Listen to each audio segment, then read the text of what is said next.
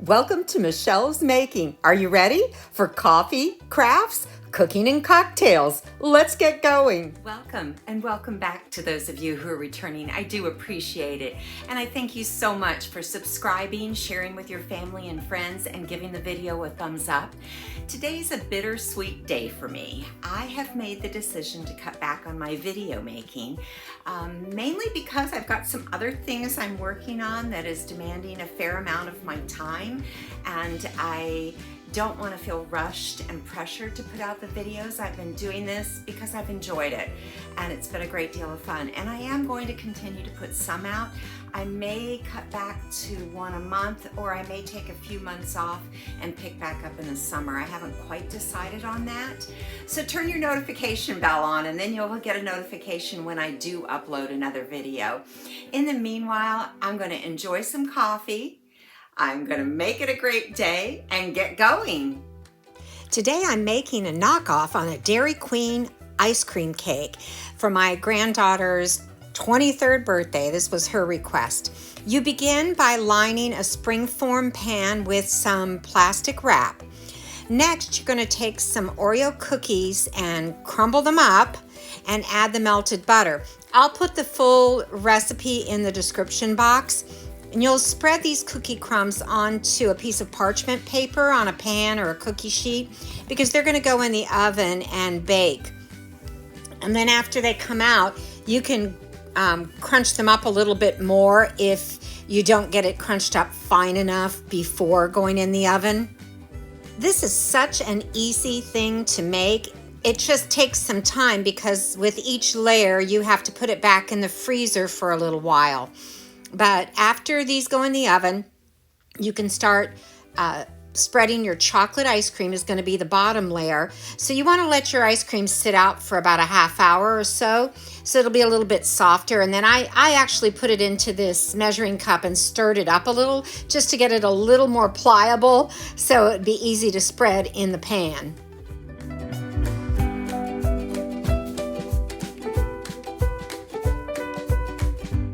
So you'll see it's a little tricky with the plastic wrap coming up as you're pressing it down, but smooth it out and then back in the freezer it goes. Now these are my cookie crumbs after they've come out of the oven, and I did have a few pieces that I had to kind of break up a little bit. Next, you take your chocolate chip pieces. I used mini chocolate chips because they melt a little better, vanilla extract, and light Caro syrup. The heavy whipping cream that you're going to mix in this needs to be heated up either in the microwave or on the stove until it's almost boiling. So if you do it in your microwave, keep an eye on it because you don't want it to boil over. And it's hot, so you pour it in on top of those chocolate chips. You can see the steam coming up there, but stir, stir, stir until it's nice and smooth and melted. I started with this measuring spoon, but that didn't work. I used a whisk and it was perfect. You'll pour this, you actually need to let it cool down a little bit, and you're going to pour it on top of your chocolate ice cream. You don't want it too hot because it does start melting the ice cream, and you can even see that a little bit here. But no worries because it's all going to freeze when you put it back in the freezer again, and let this set before adding the Oreo cookie layer. Once that is partially set, you'll sprinkle the Oreo cookies next and let them, you don't want the chocolate layer completely hard because you do want the Oreo cookies to kind of sink into it a little bit. But once you spread the cookies, back in the freezer it goes.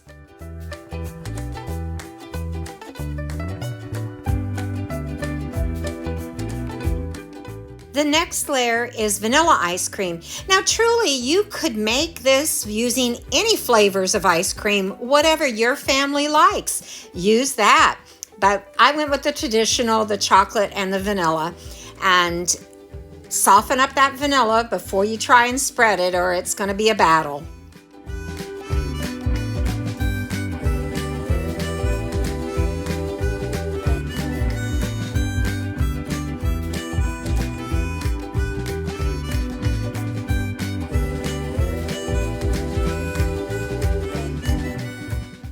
Once it's all smoothed out, back into the freezer it goes. Next, you're going to whip your heavy whipping cream and your powdered sugar together. You're going to need to beat it until it holds its shape pretty much when you lift the beaters out of the mix. Because you're going to ice the cake with this, and you're also going to use it to do a trim around the top, and you'll want it to hold its shape when you do that.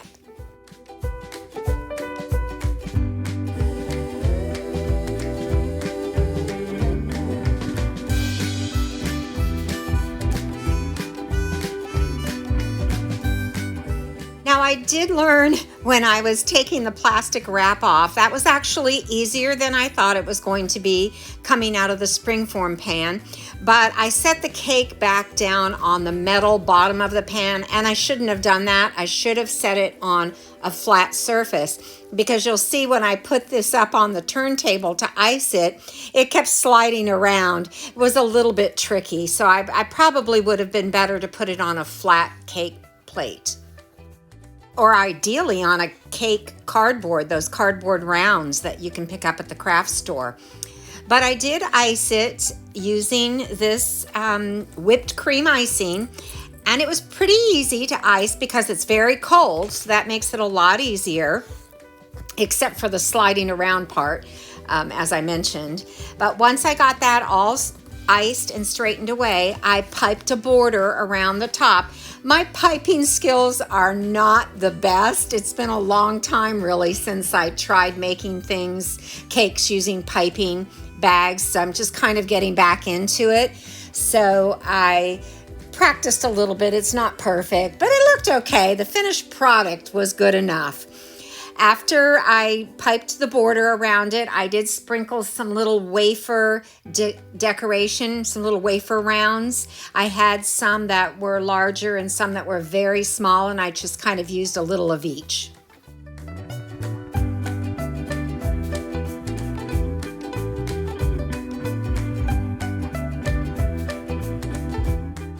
Well, that's really all there is to this knockoff Dairy Queen ice cream cake. I think it wasn't bad for a first try anyway. And here's my beautiful granddaughter as she's holding up her cake, enjoying it a couple of days after her birthday, really. My craft today is a St. Patrick's Day gnome. I had these Crown Royal apple green bags that are just screaming St. Patrick's Day to me. So I decided to make a gnome, and I'm just using one of the bags. These are pretty good sized bags now, and stuffed it with some pillow filling that I had. I had gotten rid of an old pillow, but I saved the filling out of it because sometimes that's hard to find in the store and it's kind of pricey. So I just saved it to use. But I stuffed the bag pretty full, pretty tight. And then for the beard, I am using, I don't know if you remember, back in the fall, I made an alpaca fur pumpkin that my son had given me, this piece of alpaca fur. So I thought this just really looked like, it seemed appropriate to be a ginger gnome, a little red action on the beard. I thought that'd be perfect. And I just cut the shape of a kind of a rounded triangle for the beard, and using hot glue, I glued it on the front, and then I tacked it down over the words Crown Royal. You'll see in just a second, just to kind of give it a little more security. And for the nose, that's just a ping pong ball that I painted with a taupe colored paint. And then here's a couple more pieces of the alpaca fur that I'm going to use. I just cut a strip and cut it in half because I was going to give him a little mustache.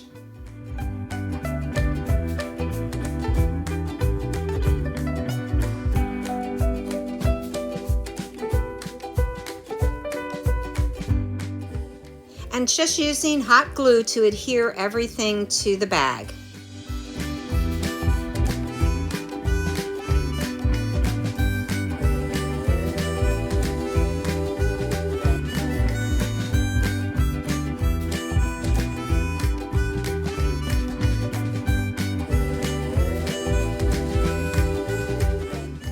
For the hat, I decided to use this scarf I'd picked up at Dollar Tree. And I began by gluing the sides down. I just folded the scarf in half and glued the sides down. I wasn't sure how tall I wanted the hat to be. So after I glued the sides down, I then actually cut it straight in half and used half of the half, if that makes sense.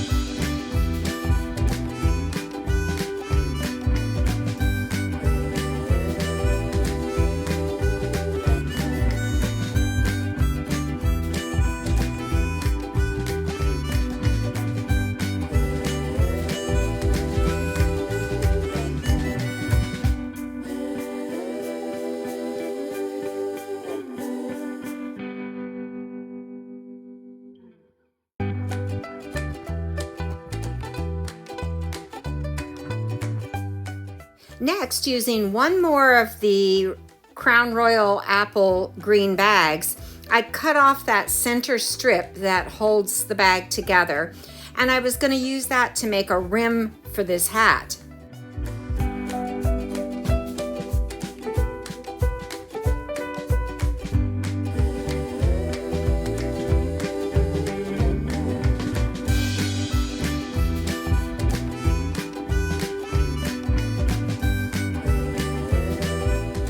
I just folded it in half and used hot glue to secure it, and then used hot glue again to glue the rim around the edge or the bottom of the hat.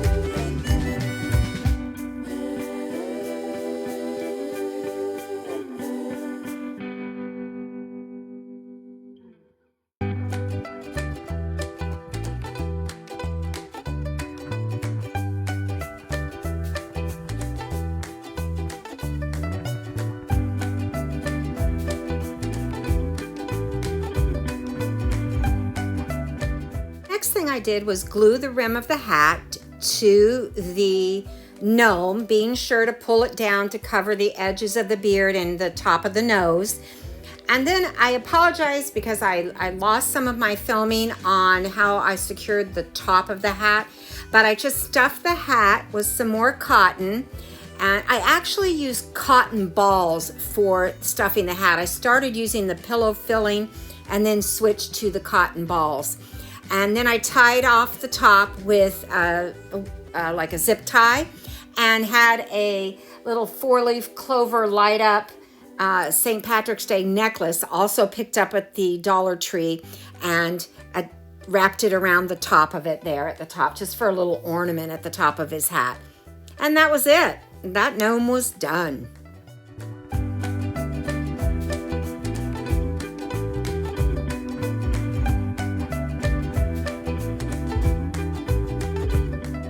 Well, it's time for an adult beverage, and today I'm going to enjoy a Fruity Apple Martini. Don't worry, the recipe will be in the description box, but I used fruity rum, apple schnapps or an apple liqueur of some sort, and pineapple juice. That's all that goes into this. You add everything over ice in the shaker, shake, shake, shake until it's well chilled while your glass is chilling. You pour it into your chilled glass, and the only thing left is to enjoy the Fruity Apple Martini. Well, folks, that's it for this week. Thank you so much for sticking with me to the end. I do appreciate it. I hope that you've enjoyed some of the things I've shared with you. I'm going to continue to be filming things that I am working on when I do work on them. So that's why I'm not quite sure if it's going to be a monthly thing or if I need to take off a few months, just break completely until maybe July or August. But in the meanwhile, I hope you guys will continue working on the things that you love working on. Leave me a comment. Let me know what you think. Tell me all about what you're working on or what you're not working on but you wish you were. In the meanwhile, make sure you take time to stop and smell the coffee. Enjoy life, make it a great week, and I'll see you soon.